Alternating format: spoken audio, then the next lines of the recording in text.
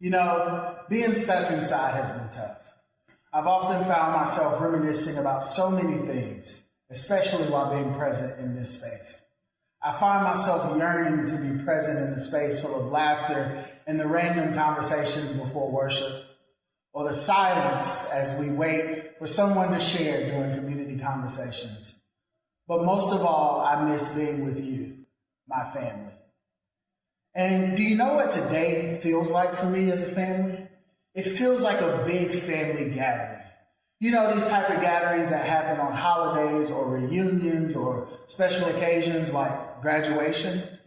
I love these gatherings. There's always kids playing, cars zooming by, music in the background, adults having serious conversation about life and all the things that come along with it. And then comes the best part of every family get together for me. Now, I don't know about you, but it's the food for me, right? I love our family gatherings because we have food. And typically at these gatherings, we have two different tables. We have a kids table and an adult table. And these two tables may be a part of the same meal, but have very different experiences. At the adult table, you got a nice tablecloth, you got good china, decorations. There's usually bigger portions, and the conversation is much more mature as we think about our family's past and the future plans. Then, at the kids' table, it's a quite different experience. You've got plastic everything because no one wants to clean up a spill. The conversation is full of laughter and fun and even some silliness, but not quite sure what's next. One meal, two tables, and two very different experiences. And this setup works. It's practical and convenient, but at the same time, it creates a gap in the family. Both tables are missing out on key experience to help the family grow and thrive. The adult table misses out on the energy and the silliness that comes along with being at the kids' table. They miss out on the spills and messes, but more importantly, the learning opportunities that come from that. And the kids' table, they miss out on the stories of the family's past, hearing about mom and dad and how they get in trouble just like they do. Essentially, they miss out on the shared identity and some of a sense of belonging in the family. At some point, we grow up. We become teenagers and we have to ask ourselves a critical question. What point do I go from the kids' table to the adult table? Where is my place and where do I belong? When there are two tables, I believe that the family misses out on something. I believe that for the family to thrive, everyone needs a place at the same table. Today, we are celebrating our graduates, and it is an exciting time for our young people. But at many times like this, young people often ask, what's next? What am I moving forward to now? And the truth is that high school graduation is not only one of the most difficult transitions in a teenager's life, but it's also the most difficult transition in a teenager's faith. They want more. They want to go deeper. They want to experience a shared identity with the church. Too often, like our families, the church has the same problem, the same setup. Two experiences, two churches, two tables, a kid's table and an adult table. But for the sake of our young people, we need to ask ourselves if two separate tables are working anymore. Paul, the guy who went around the world starting churches all over the place, builds on this fundamental truth. Paul writes to the church community using the metaphor of the body and says that the church body has its many parts, but these parts make up one body. And this is how the body of Christ operates. Specifically in 1 Corinthians 12 and 25, he writes, so that there should be no division in the body, but that its parts should have equal concern for each other. What happens if the body is missing a part? Can it exist?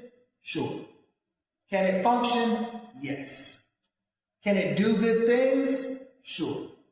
But can it thrive? Not likely. And so the same is true for our church. And that's why for the church to thrive, everyone needs a place at the table.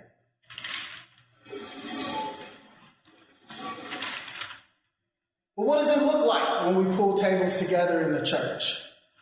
It looks like kids and sharing laughter and worship, sharing their experiences together.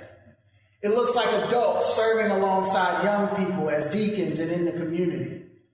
It looks like young people having the opportunity to hear the traditions and the history of our church while creating a shared experience. Will there be spills and messes? Absolutely. But how else do we grow? We need people who are willing to volunteer and serve alongside young people. Yes, it's important that we meet them where we are, but it's also important that we come together and eat at one table together.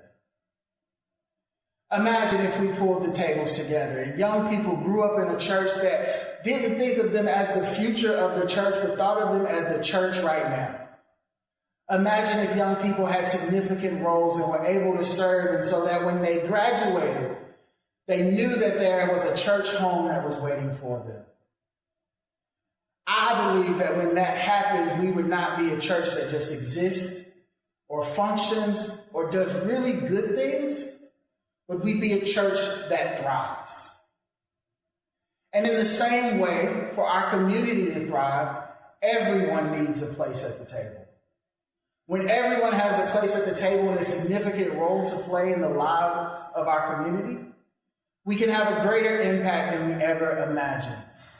If we intentionally invested in the lives of our neighbors, pulling tables together, opening ourselves to serve, learn, and grow with others, it can be an amazing thing for our community.